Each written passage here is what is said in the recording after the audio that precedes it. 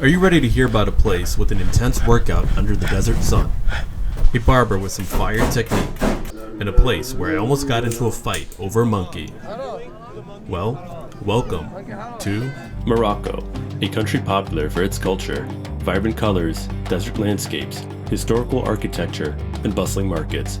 In this video, I'll be taking you through our 10-day journey through Morocco, from the enchanting blue streets of Chefchouen to the sand dunes of Merzouga, all for under $500 per person.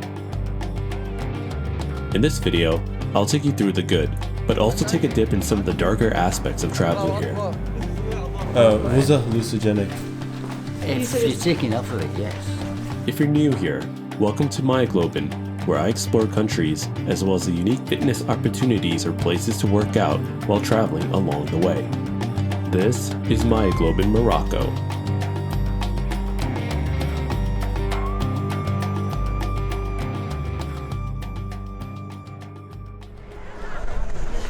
Our journey begins in Casablanca, the largest city in Morocco and its key business center.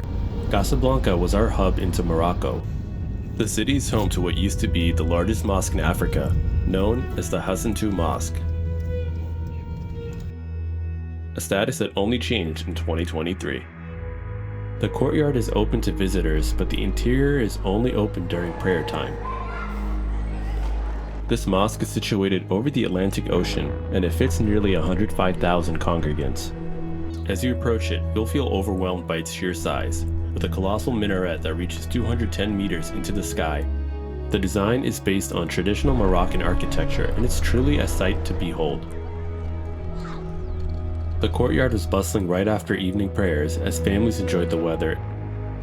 This is definitely a sight that is worth seeing.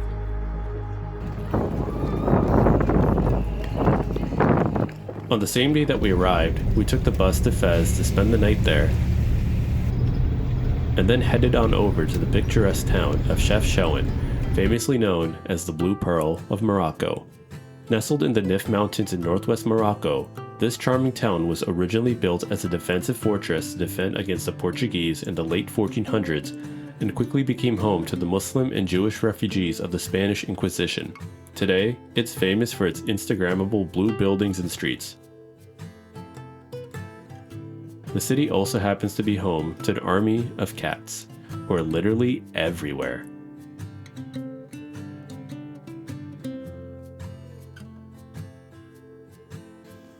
Go up to the cat and pet it.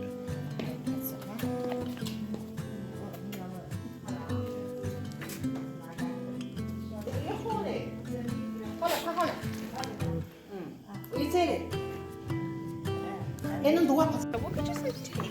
Hey, what are you doing? I think you should pick it up. What are these guys doing?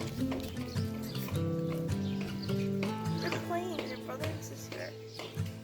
While you're here, it's worth exploring the hills and going up to the abandoned hilltop mosque, where you can look down at the town below.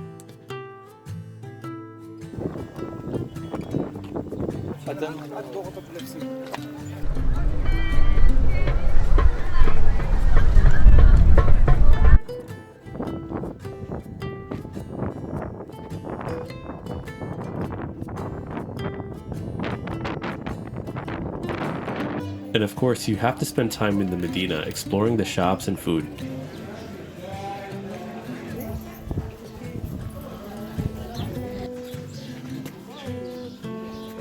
How much on this one?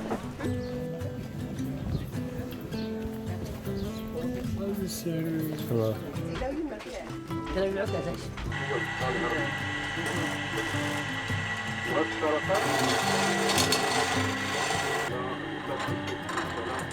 As far as food goes, you can find lots of traditional options, including tagine, couscous. Awesome. This is vegetable and meat and fruits. Okay, thank you. Thank you. Thank you. And of course, delicious mint tea, which became an obsession of mine after this trip. In addition to these normal travel activities, I had 2 additional tasks on my itinerary. The first was to find the best barber in the city. See, I had an exam the day I left for Morocco and had no time for a fresh cut, so I had to think fast. I went up to every random guy with a fresh cut on the street, trying to find the best barber in town, and they all said the same name, Muayyad. And with only a name to go off of, I searched the whole city until I found him.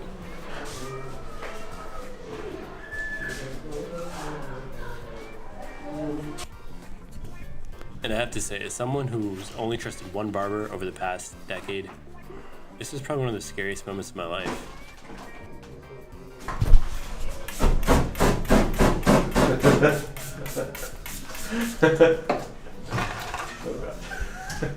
Oh, and also, I had no idea how much it would cost. Between the shampoo, hot shave, and flame door services, I was definitely freaking out a bit there. Huh? I've never had this much volume in my hair. You do it, whatever. This is what is it? $4 haircut in Morocco looks like. You guys are shampooed, cut. Oh, you got your beard. You got your beard. Hair and beard. Hair and beard. He he put shampoo in it, volumized it. You know what? But I think it still looks good. Yeah. Thank you. Thank you. Thank you. So how's it feel to be married to a Pantene Pro V model I didn't know I was. right now? So weird. With the day coming to a close, it was time to hit the second item on my bucket list and find a gym. If you're in the Medina, you can easily find your way to Musculation Fitness. It's a very small, uncrowded gym, but they do have a decent selection of machines and weights that will let you get a lift in.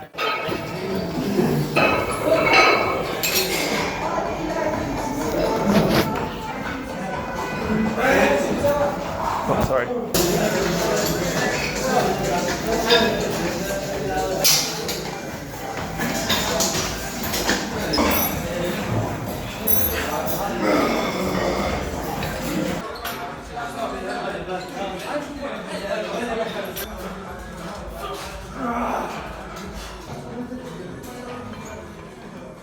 After my workout, I had a chance to briefly chat with the gym owner. What's your name? My name is Rashid. And you're the owner of the gym? Yeah. How long have you had the gym? 6 years now. 6 years. 6 years. Okay. Yeah. How much is it for Here in the gym for the sales.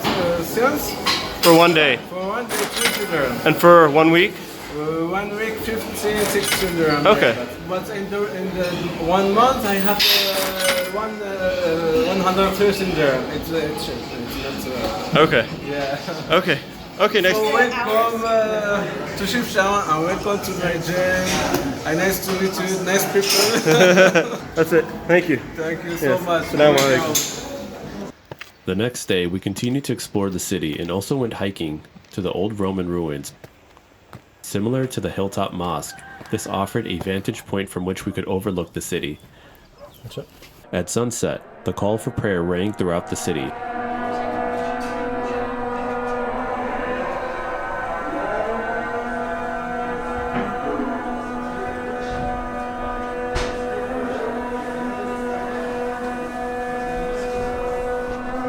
With our last day in Chefchouen coming to a close, we found a rooftop cafe where we watched the sunset and were treated to a performance from a local group.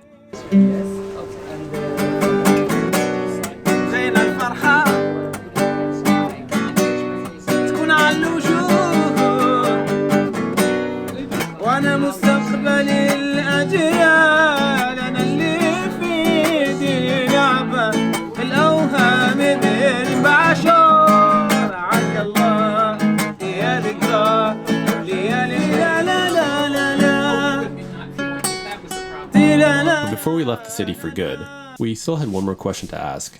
During our time here, we did occasionally notice people consuming some kind of strange substance. Curious, we asked our host for more details. He's recording this. He wants to know what this is later. Yeah. So that's mixed. Okay. You just tip it in. The old men would tip all, and you mix it, and you smoke it in your pipe. So you wouldn't put that in your nose? Right. The tobacco, yes. So maybe that's what that was. A lot of the, especially the older men, some younger men now I suppose, they have a little plastic bottle. And in it is a black or dark brown powder. Maybe it was brown. And that goes on to Yeah, that's Yeah, what he that's did. it. That's what he did. That's Yep, what he did. exactly. So that was tobacco? Very strong tobacco. That's tobacco. Was a hallucinogenic? If said you it's- take enough of it, yes. Okay, well, it's like If mixed you with smoke tobacco. it on its own, oof. But he just went like this. So is that Yes. is that also hallucinogenic? Well, it's if you take enough of it, yes. Okay. Because when he told me, he's like, I do this and I'm normal. That's what he kept saying to me. I think he was trying to tell me he's not getting high. I don't know. Aye, yeah. I don't know what he was saying. Well, it's, That's what it was. That's it's what he was an doing. intense nicotine rush.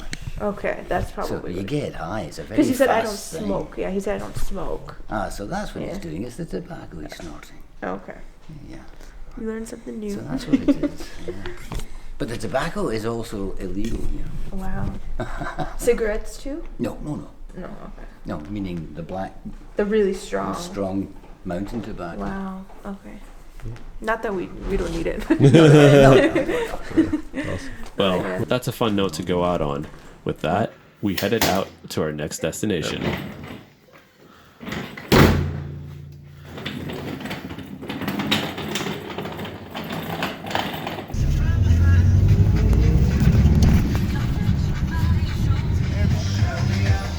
What's that?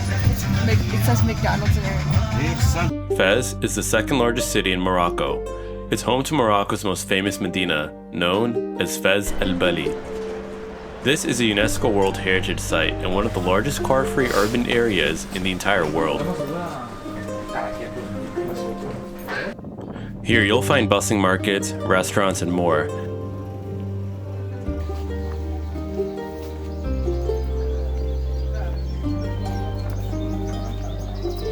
Just l'essentiel, just oil.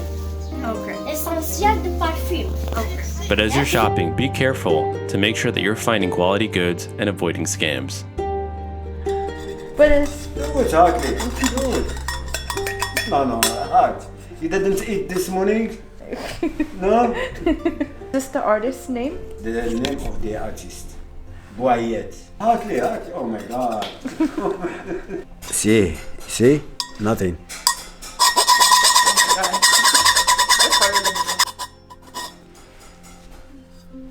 Wow. How long does it take in the plate? This one take about 1 day, 1 day and a half. If they are plated or not, because this is lower silver, tin, and with copper in the other way. They are not plated. See?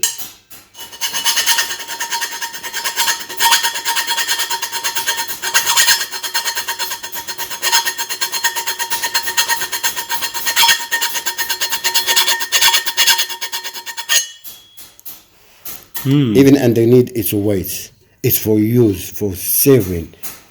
This is what you find in the market, just a brass plate dipped on silver. With the time get tarnished. When it's crushed, the silver gone, it's become yellow. It's just plated. These are just plated. This That's is what real it- silver. With the real teapot for saving. Save all the life, stay always in good condition. Just when you use it, you clean it to water and soap. Yeah. In Moroccan, we buy teapots once in life. It has Once to be and it real. lasts your whole It has to be a real one. We do have, So but basically, like when you buy a teapot, the We real have- one, it's supposed to last you generations, right? it stays for a generation. Yeah. We have that shape, we call it camel.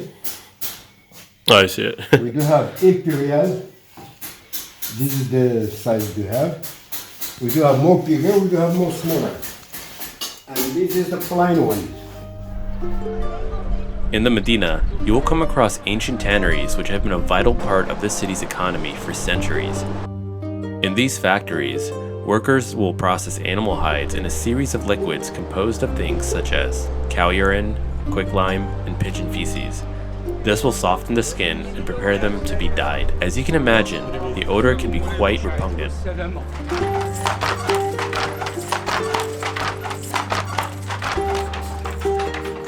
It was here in Fez's Medina that I was able to find really nice, high-quality tradition Moroccan Djelleba.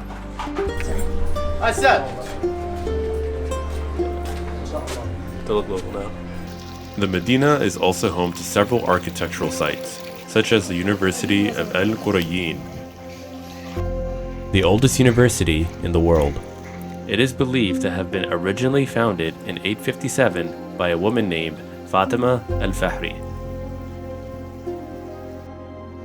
There's also several other madrasas and mosques integrated into the old city.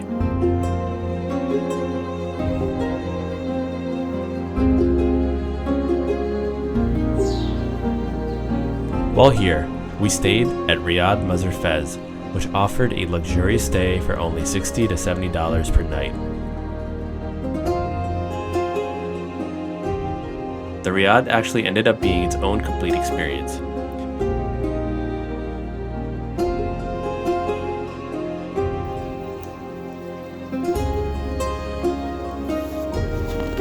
Assalamualaikum.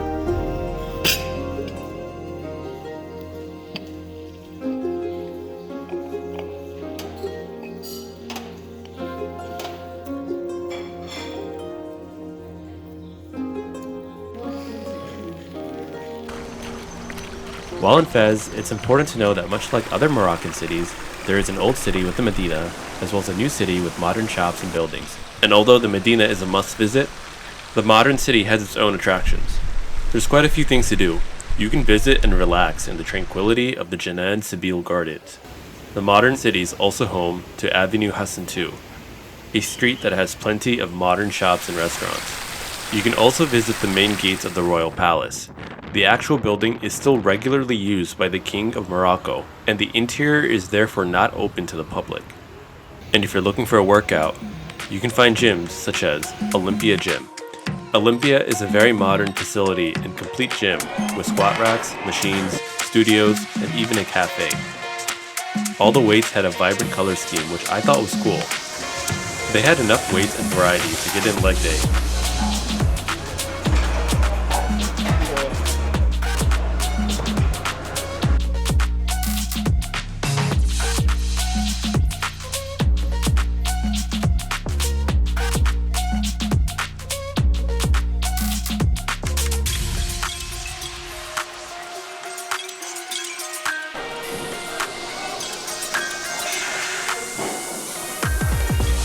Bad thing is there's no towels, so this is what I'm gonna have to use to dry off. I don't want to leave now. We took an overnight bus to Merzouga, which dropped us off at approximately 6 a.m. in the morning. We checked into our Airbnb to rest up quickly, and then headed out to explore the rest of Merzouga. Merzouga is a small village in southeastern Morocco, which borders Shebi, one of the many famous sand dunes of the Sahara. We arrived on a Friday morning, so I made sure to catch a Jummah or Friday prayers at the local masjid.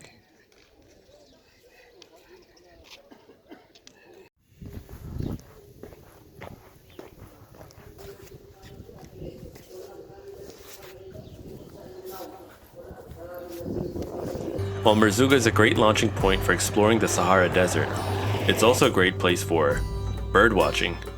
Yeah, that's right. The Lake of Merzouga forms close to town in the wet season. We tracked an hour out of town in the desert heat to get to the lake.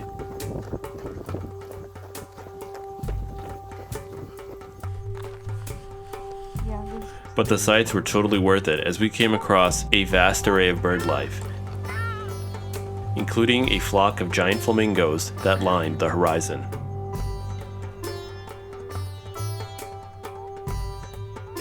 After exploring Merzouga, we left for the Sahara Desert Tour. We met with the guides of Addo Travel just outside one of our hotels and got on the camels to venture towards the desert camp.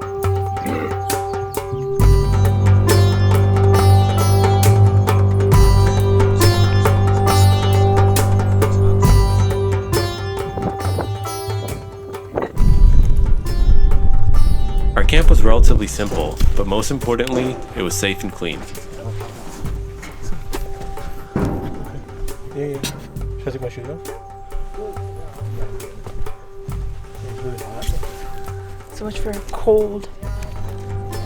That would get cold at night. After we arrived, I wanted to put myself to the test and try something new, a high-intensity workout in the Sahara Dunes.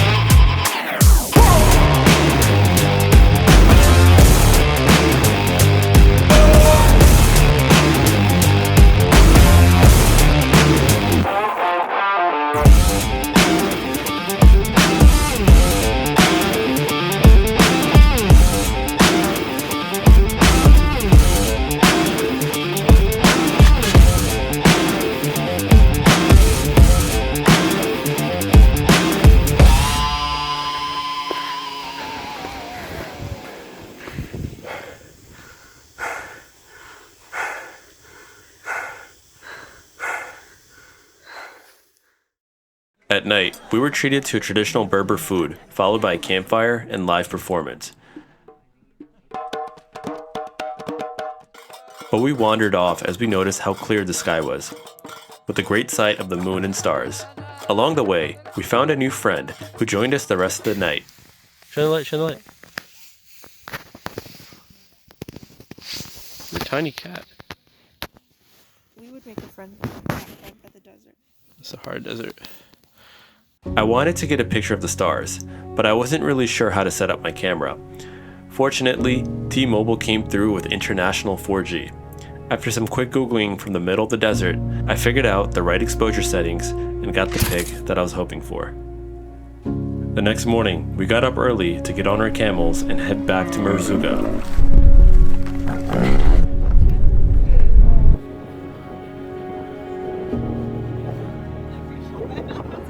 That's fun. Yeah, we'll just send it to you guys.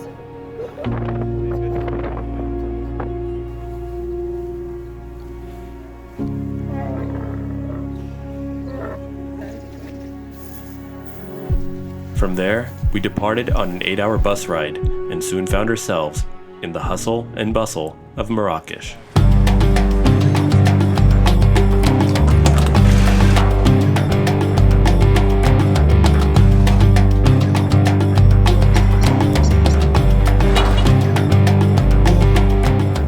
But before we delved into the insanity, we needed to find something to eat. The bus dropped us off at Jemaa al-Fina, a lively marketplace that is the central hub in Marrakech's old city.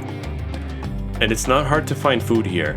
In fact, if you're not looking for food, it'll come to you. Okay, so they basically, if you walk in the middle of this, it's like they smell the blood in the water and they just come after you trying to serve food.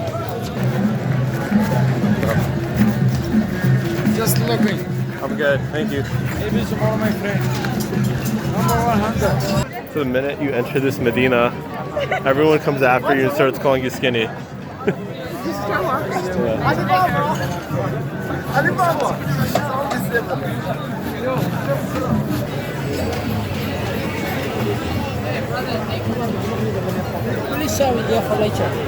God, it's hot right now.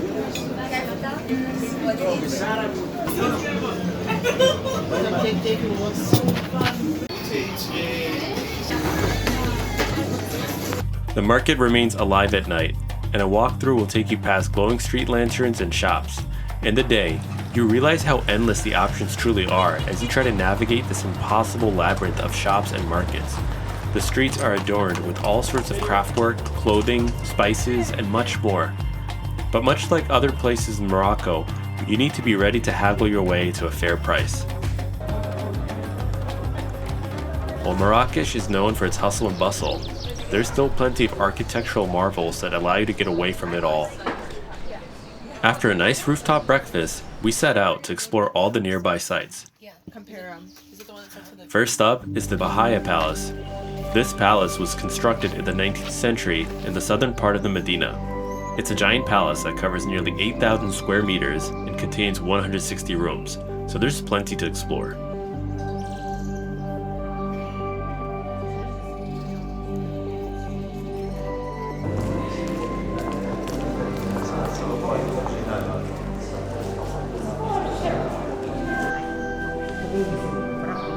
On a more historical note, you can visit the ruins of the Ghesba of Marrakech.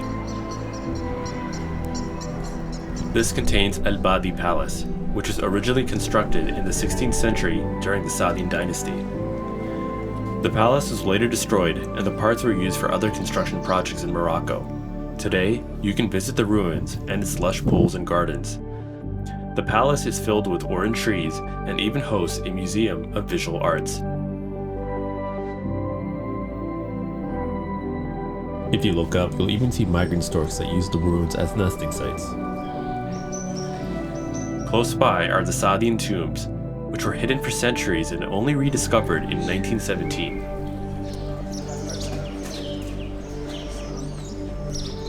These tombs date back to the time of Sultan Ahmed al-Mansur in the late 16th century. As you walk through the serene gardens, you'll find a resting place of over 60 members of the Saadian dynasty, including the Sultan himself. There's also the Medjol Garden, which was created in the 20th century by a French artist. The property has become a popular tourist attraction since being open to the public, and it's unique for its cobalt blue colored structures. These architectural sites offer a welcome break from the commotion of the streets of Marrakech. We spent 3 nights in Marrakech to enjoy all it had to offer. While we enjoyed our stay for the most part, we did uncover some of the darker aspects of traveling to Morocco here. But before I get there, I will say that I did not feel harassed in Marrakech, which is contrary to what other people have experienced. For the most part, the shopkeepers were respectful. What I found to be horrendous was the rampant animal abuse in the square. First up are the snake charmers. These snakes have their mouths sewn shut and are drugged so that they don't harm their attackers, but as a result of their treatment, they eventually end up starving to death. Second, and the one that I was directly involved and impacted by, are the chained monkeys. These macaques are abused right in front of you as their handlers cruelly drag them by the collars around their throats and force them to perform for tourists. I saw one in the square and it made my blood boil. The handler approached me and I lost it right away. I started shouting without thought. Yeah, thank you. Huh? Allahu Akbar. This is something that Allah forbids. Allahu Akbar. This is haram. What Haram. you're doing to the monkey is haram. Monkey haram. What's the way for you? Huh? What's the way for you? What? It's going to haram. Yeah, haram. Haram, that's haram. Okay. I know Muslim. Huh? I know Muslim. Okay, that's fine. But what you're doing? Muslim, that's hair.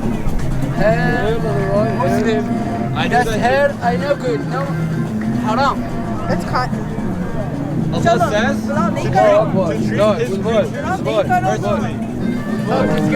Obviously, my approach here was wrong, and if I had to do this again, I would have definitely chosen a different set of words.